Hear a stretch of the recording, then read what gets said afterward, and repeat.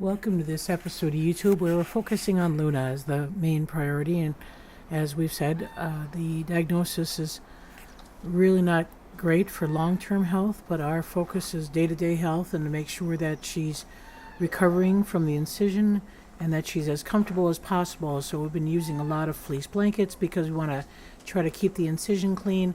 We're using the mister system, allowing her to go kind of to the edge of the fence line where the misting system shares with the exhibit pack to keep a cool, wet environment for her to get some relief from some of this heat that we're dealing with.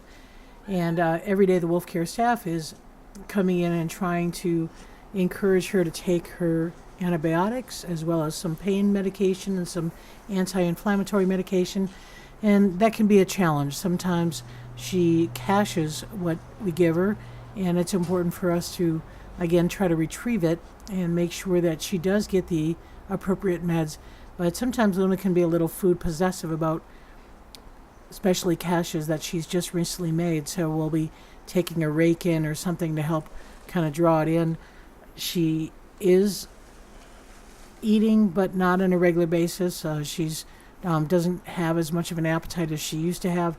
And you can see as she shakes here, obviously wood chips and things that are coming from that incision area. We do try to clean it as much as she allows. She's very sensitive to it. Probably the most common place you'll find her is in her den, and we have put a fleece blanket in the den to try to reduce any kind of debris while she's lying in there. So we tried everything. This is chicken feet, thanks to Christine Rizzo, who had delivered those.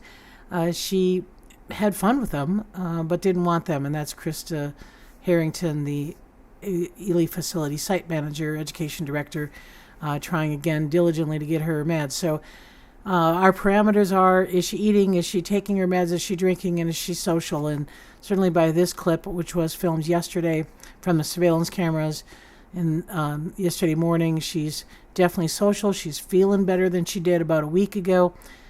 We still have some scratching on that neck. You can see it's kind of reddish, and we, like I said, we try to wash it. We're using some wound dust, which is kind of a powder to help dry that wound.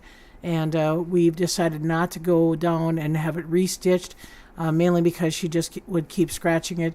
Obviously, she's not going to be wearing an Elizabethan collar to keep her from scratching.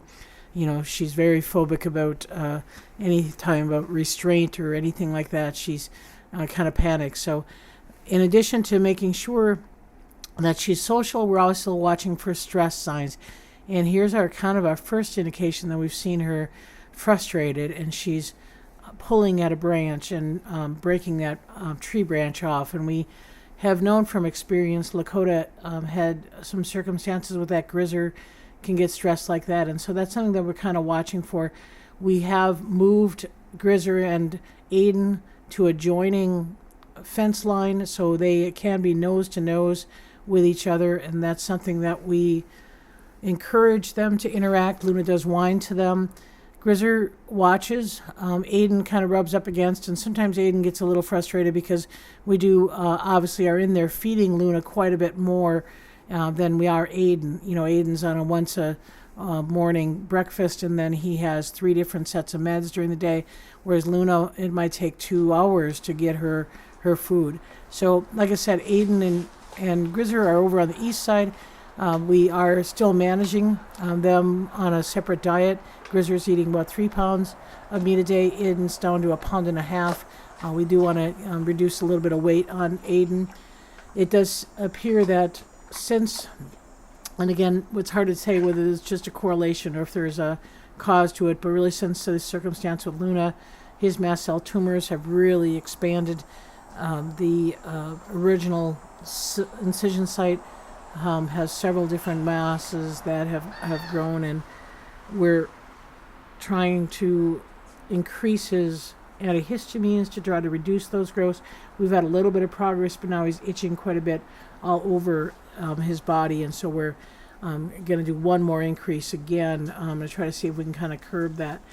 He's gotten better, I think, since the first increase in antihistamines, but we certainly don't want him feeling uncomfortable because he can redirect to Grizzer, and that's an issue.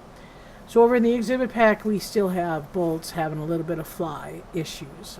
And what we've done is we've now opened up the medical pen, which is concrete. It can be wetted down. It doesn't have any vegetation. It doesn't have any bugs in there.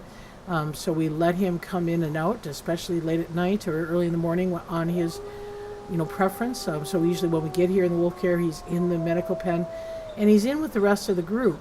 So he's having some social interactions. But what ends up happening is when he starts to get a little phobic, that shows a lot of weak energy, and then the pack kind of gets a little tense. So we got a little bit of howling bout here, again, usually started by Grayson, and you'll see the group join in, and so Bolts will come back down and rally with the pack.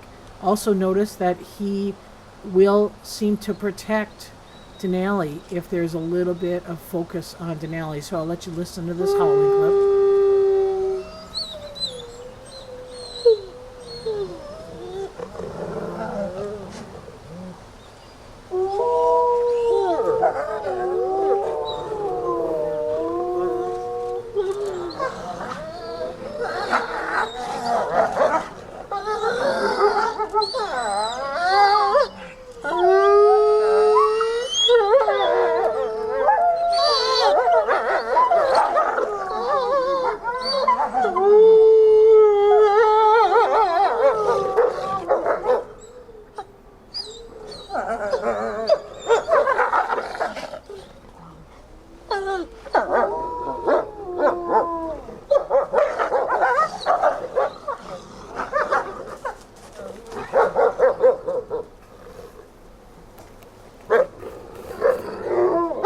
So Axel seems to be the most focused on Denali, especially when Bolts shows that unstable energy.